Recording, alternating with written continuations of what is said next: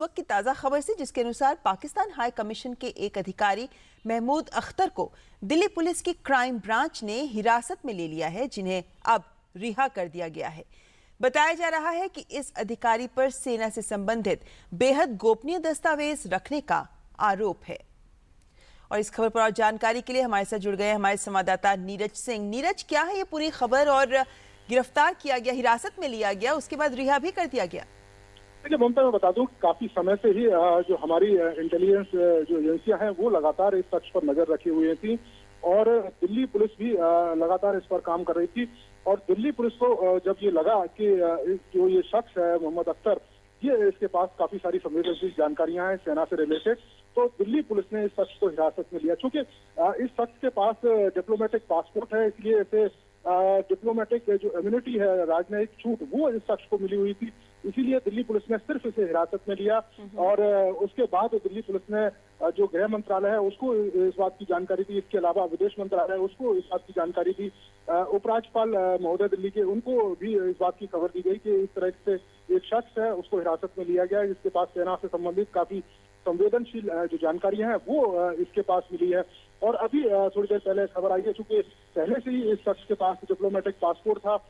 इसको राजनयिक छूट मिली, यही कारण है कि इस जो शख्स है इसको हिरासत में लेने के बाद छोड़ दिया गया है और इसे जो पाकिस्तान जो उच्चायुक्त है उनके हवाले कर दिया गया है। लेकिन इतना जरूर है कि काफी संवेदनशील ये मामला है, काफी समय से ये जो शख्स है मोहम्मद अख्तर जासूसी कर रहा था, यहाँ से जो संवेदनशील जानकारियां हैं वो पाकिस्तान भेज रहा था और इसी के चलते तमाम जो हमारी एजेंसियां हैं वो इस पर नजर रखी हुई थी। और लेकिन नीरज, क्या हम ये माने कि जो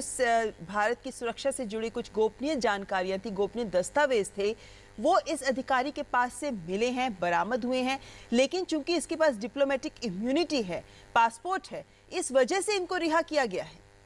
देखिए बिल्कुल आपने ममता सही कहा कि इसके पास डिप्लोमेटिक पासपोर्ट है, राजनयिक छूट इस शख्स को मिली हुई थी। पाकिस्तान जो उच्चायोग है उसमें ये जो शख्स है वो काम करता था, इसी के चलते इसको जो दिल्ली पुलिस है उन्होंने इसको हिरासत से रिहा कर दिया, क्योंकि ये एक कह सकते हैं कि अंतर्राष्ट्रीय नियम है कि जिसके पास जो पासपोर्ट होता है, जिससे राजनयिक छूट मिलती है, तो उसे संबंधित जो देश की जो पुलिस है वो गिरफ्तार नहीं कर सकती, क्योंकि वो मिली हुई है। और यही कारण है कि दिल्ली पुलिस ने जो विदेश मंत्रालय है उससे सलाह मशवरा करने के बाद, इसके अलावा जो गृह मंत्रालय है उसको भी इस बात की जानकारी दी और उसके बाद इस शख्स को रिहा कर दिया है और पाकिस्तान उच्चायोग को इस शख्स को सौंप दिया है। अब जो दिल्ली पुलिस है वो आगे गृह मंत्रालय और इसके अलावा विदेश मंत्रालय से जो भी दिशा निर्देश है